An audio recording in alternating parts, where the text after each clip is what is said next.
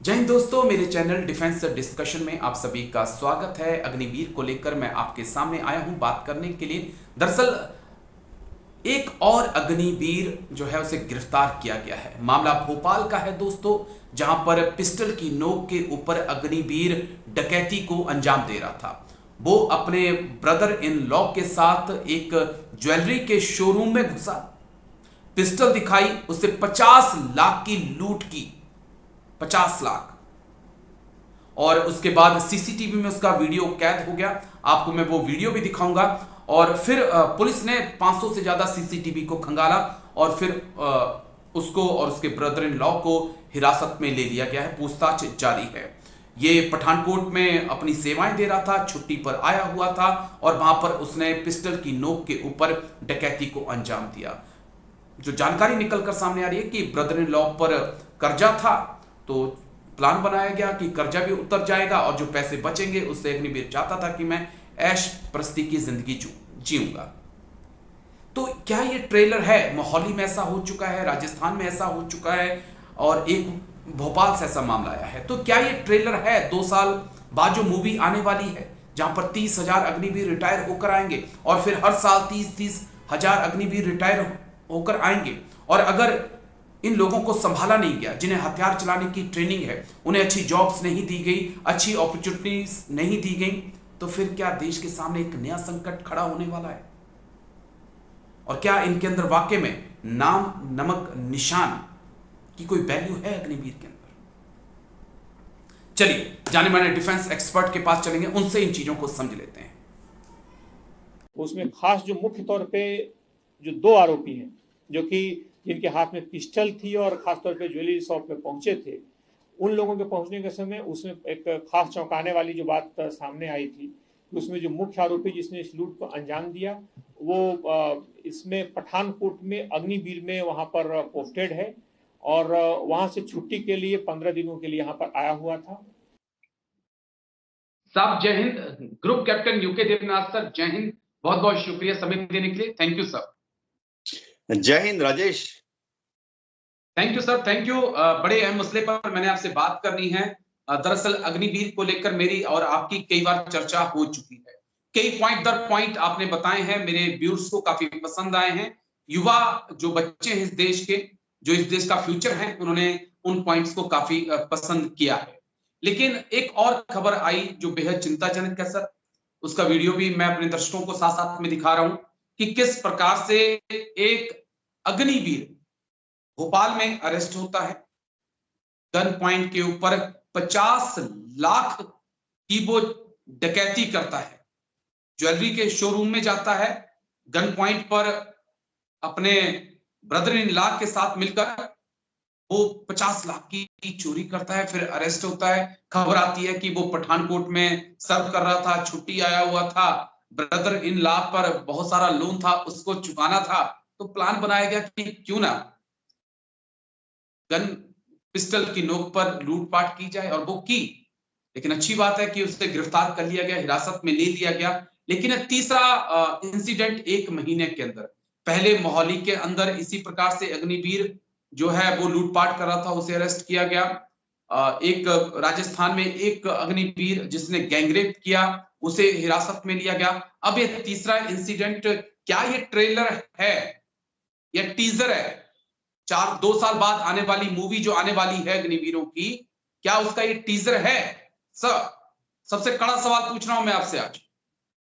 हाँ राजेश, ये सवाल जो है ये चिंता का विषय है। दिक्कत ये आ रही है, अग्निवीर की ट्रेनिंग जो है वो पहले जो ट्रेनिंग होती थी उससे आधी कर दी गई है। पहले जो ट्रेनिंग थी वो तकरीबन तकरीबन 10 महीने 11 महीने की थी, जिसमें कि हम एक बच्चे को आस्ते आस्ते भारत का अच्छा सोल्जर और भारत का अच्छा नागरिक और हमारी सोशल जो सेटअप है, हमारा जो समाज है, उसका एक अच्छा मेंबर बनने की ट्रेनिंग दे पाते थे। 10 से 11 महीने तक उसको ये सिखाया जाता था, अच्छे बनो अच्छे बनो अच्छे बनो। अब दिक्कत क्या आ रही है कि ये जो ट्रेनिंग है प्रैक्टिकली महज 5 महीने की है। 5 महीने जी तक हम उसको ये ट्रेनिंग देते हैं, अच्छा बनो, अच्छा बनो, अच्छा बनो, अच्छा सोल्जर बनो, अच्छा भारत का नागरिक बनो, समाज का अच्छा हिस्सा बनो। 5 महीना थोड़ा कम पड़ जाता है राजेश। एक और चीज मैं ओके अग्निवीर से बताता हूं, पहले पहले जब एक सोल्जर ज्वाइन करता था, वो शायद असामाजिक तत्वों के साथ उसके बाद ज्यादा घुलता मिलता नहीं था, या क्राइम की तरफ कभी जी जाता नहीं था जी ट्रेनिंग के दौरान, क्योंकि उसके सामने उसकी 16 साल, 20 साल, 28 साल, 32 साल की नौकरी थी। उसको मालूम था बिल्कुल कि सर कुछ हो बिल्कुल। जाएगा, मेरी 20 साल, 28 साल की नौकरी पर ग्रहण लग जाएगा। अब क्या है, अग्निवीर को मालूम है कि भाई ऐसे या वैसे 4 साल के बाद तुम मुझे ऐसे भी निकाल देंगे, तो की फर्क पैंदा है। तो वो क्राइम करने से या क्राइम में सहयोग देने से या क्रिमिनल मेंटेलिटी रखने से हटता नहीं है, क्योंकि उसको मालूम है ऐसे भी 4 साल के बाद उसे सिविलियन बन जाना है। एक दिक्कत जी तो आ रही है राजेश। मैं सिर्फ आशा करता हूं कि हमारी जो ट्रेनिंग एकेडमीज हैं, ट्रेनिंग इंस्टीट्यूट हैं, आर्मी, नेवी, एयरफोर्स के जो ट्रेनिंग स्कूल हैं, वहां पर अब से, आज से, इसी घंटे से, आज की सुबह से ही कैरेक्टर बिल्डिंग पर थोड़ा ज्यादा ध्यान दिया जाएगा। एक और चीज जो राजेश कर सकते हैं प्रैक्टिकल, कि जब कोई जवान छुट्टी जा रहा है, जब कोई अग्निवीर छुट्टी जा रहा है, तो छुट्टी जाने के पहले उसके यहाँ पर एक ऑर्गेनाइज्ड तरीके से commanding officer, 2IC, adjutant, SM साहब, सीनियर JCO या कोई सीनियर NCO उनको एक 20 मिनट बिल्कुल का सर। लेक्चर दे छुट्टी जाने के पहले, कि ठीक है अग्निवीर, शाबाश, तुम छुट्टी जा रहे हो, ऐसी ऐसी अच्छी चीजें करो, ऐसी ऐसी चीजों से दूर रहो। ओके राजेश, 2-3 पॉइंट मेरे ये हैं कि क्या पैसे की कमी है, सैलरी कम है अग्निवीर की? 2 इंसिडेंट मैं देख चुका हूँ, एक मोहाली का इंसिडेंट भी कुछ इसी प्रकार से पिस्टल की नोक के ऊपर वो गाड़ी सवारों को, कैब सवारों को रोका करता था, लूटा करता था, पैसे कहा कि सैलरी कम मिलती है। और यहाँ पर भी लूट-पाट इसलिए हुई कि ब्रदर इन लॉ का कर्ज चुका दूंगा, जो बचेगा उससे मैं ऐश करूंगा। तो क्या जो सैलरी दी जा रही है 20-22 हजार रुपए, वो कम पड़ रही है? राजेश, अग्निवीर की सैलरी मोटा मोटी एक रेगुलर सोल्जर को पहले जितनी मिलती थी, वो कमोबेश सेम है। देखिए, क्रिमिनल माइंड ओके होता है। अब देखिए, आजकल प्राइवेट में आप चले जाइए, ये लोएस्ट तबका है। मैं एक जी जी गार्ड की बात कर लेता हूँ, सिक्योरिटी एजेंसी में जो लगता है, उसको महीने में करीबन 15,000 रुपए ही मिलते हैं। लेकिन उसका मतलब ये नहीं कि वो क्रिमिनल चीजें करना शुरू कर दे, ये बोलकर कि मेरी तनख्वाह महज 15,000 है। बात ऐसी है राजेश कि मैं आपको बता दूं, अग्निवीर योजना भारत सरकार ने काफी अच्छे मन से शुरू की थी। जी लेकिन क्या हुआ, मेरे ख्याल से जो भारत सरकार के एडवाइजर थे, चाहे वो जी फौजी एडवाइजर हों या सिविलियन एडवाइजर हों अग्निवीर पर, उन्होंने अग्निवीर के बारे में सिर्फ अच्छी अच्छी चीजें देखी, जो कि ओके सही तरीका है। लेकिन राजेश, क्या होता है कि सलाहकार का काम, चाहे वो फौजी हो या सिविलियन सलाहकार हो, अग्निवीर में काम ये भी होता है कि वो उस प्लान के, उस प्रोजेक्ट के या उस फिलॉसफी के में क्या गड़बड़ हो सकती है, इसके जी बारे में भी सोचें। मैं अग्निवीर के बारे में अपने कुछ पढ़े लिखे दोस्तों से बात कर रहा था, जो कि HR से डील करते हैं। जी उनमें से काफी लोग तो प्राइवेट में बड़े उच्च पद पे हैं, HR के हाईएस्ट पोजीशन पर हैं। देखिए, प्राइवेट कंपनी भी ये मानती है कि अगर आप किसी को ट्रेन करते हो, उस पे कुछ खर्चा होता है, और ट्रेनिंग के बाद जब वो काम करना शुरू करता है, तो आपको उस खर्चा उससे निकालना पड़ता है। बिल्कुल सर अग्निवीर के बिल्कुल। बारे में मैं हैरान था कि अगर आप पूरा खर्चा ले लो, जी आप शुरू करो, अग्निवीर को सरकार कैसे सिलेक्ट करती है, सबसे पहले न्यूज़पेपर का एडवर्टाइजमेंट देती है, जी वहां से खर्चा शुरू करो। सरकार का खर्चा अग्निवीर के लिए, किसी भी सोल्जर के लिए, वहां से शुरू हो जाता है। फिर एक बहुत बड़ा एस्टेब्लिशमेंट होता है, जहां पे उसका रिटन टेस्ट होता है, फिजिकल टेस्ट होता है, उसको बिल्कुल सर बिल्कुल। सिलेक्ट किया जाता है। बहुत खर्चा होता है। वहां कर्नल साहब हैं, ब्रिगेडियर साहब हैं, सैकड़ों की तादाद में फौजी और सिविलियन स्टाफ कर रहा है, जहां पे उनका रिटर्न टेस्ट होता है और फिजिकल टेस्ट होता है, सिलेक्ट किया जाता है।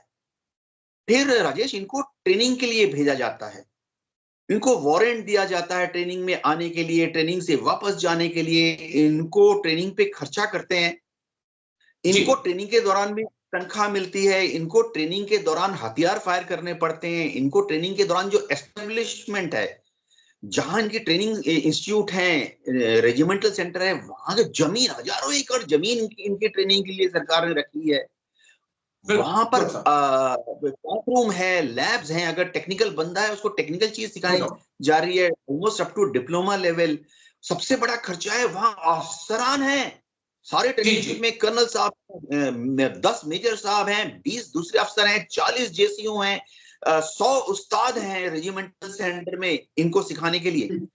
फिर उसके बाद एक दिन इसको पासिंग आउट परेड कराया जाता है। पासिंग आउट परेड भी तो सरकारी खर्चे पर होता है। ये सारा खर्चा लगा लें राजेश, मैं हैरान था, अगर ये सारा खर्चा ऐड कर ले 10 लाख रुपए भारत सरकार का यानी टैक्स पेयर का खर्चा होता है एक एक अग्निवीर के लिए, जब तक वो यूनिट में रिपोर्ट करता है जाकर। अब ये समझना पड़ेगा कि अगर हम समझिए 10,000 अग्निवीर को ट्रेन कर रहे हैं हर साल, तो खर्चा कितना हो गया? 10,000 अग्निवीर गुणा में 10 लाख, यानी 1,000 करोड़ रुपया भारत सरकार का टैक्स पेयर्स का पैसा सिर्फ 10,000 अग्निवीर को ट्रेन करने में जा रहा है। पहले की फिगर है, सोल्जर को जब ट्रेन करते थे। उसके बाद आप ये सोचो राजेश कि हम हर साल करीबन 40,000 अग्निवीर को अब तक ट्रेन कर रहे हैं एवरेज, इसमें से 30,000 को छोड़ देते हैं, छोड़ने का प्लान है। तो 10,000 अग्निवीर को ट्रेन करने में अगर हमने 1,000 करोड़ रुपया खर्चा किया और 4 साल के बाद उसमें से हम हर साल ऑन एन एवरेज 30,000 को छोड़ देंगे, तो राजेश 3,000 करोड़ रुपया हर साल भारत सरकार का या एक्सचेकर का इसलिए व्यर्थ हो जाएगा, क्योंकि हर साल हम 4 में से 3 अग्निवीर यानी 40,000 अग्निवीर जो हैं उसमें 10,000 को रख लेंगे, 30,000 को घर भेज देंगे। राजेश ऐसा खर्चा तो किसी भी डेमोक्रेसी में असंभव है। शायद भारत सरकार के, मैं अग्निवीर प्रोजेक्ट के विरुद्ध में नहीं बोल रहा, मैं purely as an administrative, as an HR man बोल रहा हूं कि कोई भी कंपनी 3,000 करोड़ रुपया, 4,000 करोड़ रुपया ऐसे लोगों के ऊपर जाया नहीं कर सकती ट्रेनिंग के लिए, जिनको आपने इतनी बड़ी ट्रेनिंग देने के बाद 4 साल के बाद छोड़ देना है। तो शायद थिंकिंग की जरूरत है, थिंकिंग की जरूरत है। बस मेरा एक आखिरी सवाल जो बड़ा इंटरेस्टिंग सवाल है, 2 साल के बाद आपके पास हर साल 30,000 लोग ऐसे बाहर निकल कर आएंगे जिन्हें हथियार चलाने में महारत हासिल होगी, और जिस प्रकार से पिस्टल की नोक के ऊपर 2 अग्निवीरों को अरेस्ट किया गया है डकैती के आरोप में, और जिस प्रकार से रूस की वैगनर आर्मी में हम इंडियंस को देख रहे हैं, क्या हमारी कल्पना से भी परे है कि क्या कुछ होने वाला है देश के अंदर? क्योंकि देश विरोधी ताकतें पैसा का लोभ देकर सर इनका इस्तेमाल भी कर सकती हैं, क्योंकि इनको रिक्वायरमेंट होगी, उन्हें पैसा चाहिए होगा, सैलरी इनकी आ नहीं रही होगी, पेंशन इन्हें मिलेगी नहीं, 10% सीएपीएफ में चले जाएंगे, लेकिन 20%, 20,000 अग्निवीर हथियार चलाने वाले मेरे देश के अंदर मौजूद होंगे सर। हाँ राजेश, पहले क्या होता था, एक सोल्जर चाहे एयरमैन हो या सेलर हो, वो लॉन्ग सर्विस के बाद घर जाता था। अब वो क्यों नहीं क्राइम में ज्यादा इन्वॉल्व होते थे? इसके कई कारण हैं। एक तो है कि 20 साल करके उनको एक स्टेबिलिटी मिल जाती थी, घर, जमीन, जायदाद, जमीन सब ठीक हो जाता था। एक और चीज थी कि 20 साल के बाद नौकरी करने के बाद उसकी उम्र हो जाती थी 40-45, तो वो जरा स्टेबल माइंडसेट होता था, बुजुर्ग हो जाता था। एक और चीज होता था कि 20 साल के बाद नौकरी करके वो थोड़ा पेंशन लेता था, तो थोड़ा डिसिप्लिन रहता था। अब अग्निवीर के पास ये तीनों चीजें नहीं हैं। तो जब वो 20-21 साल का है, 24-26 साल में निकल जाएगा, कच्चा दिमाग होगा, पेंशन होगी नहीं, स्टेबिलिटी उसके पास होगी नहीं, 4 साल की नौकरी में जितना कमाया, तो इनमें से काफी जो हैं, मैं आशा करता हूं गलत रास्ते पे जा सकते हैं। मैं सिर्फ उम्मीद करता हूं कि भारत सरकार ऐसे कदम लेती है जिससे कि ये अग्निवीर फौज छोड़ने के बाद एक स्टेबल नौकरी में ज्वाइन करें, ताकि उनमें क्रिमिनल टेंडेंसीज आगे पनप ना सकें। जी। बस एक मैं जो चीज आपसे कहना चाह रहा था सर, जब हम 15, 17, 20, 24 साल काम करते हैं तो हम रिटायरमेंट होने के बाद भी नाम, नमक और निशान, इन तीन चीजों को नहीं भूलते हैं सर। नाम, नमक, निशान जो है, जब तक एक फौजी चिता पर नहीं लेट जाता है तब तक उसके साथ वो रहता है। उसे हमेशा याद चिंता रहती है कि मेरी वर्दी के ऊपर दाग ना लग जाए। कोई ये नाम, नमक, निशान जो है ना सर, वो जब हम सर्विंग होते हैं तब भी हमारे लिए एक रहता है कि उस पे दाग नहीं लगना चाहिए, और जब हम रिटायर हो जाते हैं ना सर, उसके बाद भी हमें रहता है कि दाग नहीं लगना चाहिए। आई होप कि आप एग्री होंगे इसके साथ। राजेश, इसमें कोई शक नहीं है कि लॉन्ग सर्विस के बाद जब एक एक्स सर्विसमैन घर जाता था, रेजिमेंट से जुड़ा रहता था। हर एक रेजिमेंट के पास अपने अपने तरीके होते हैं, आर्मी में, नेवी में।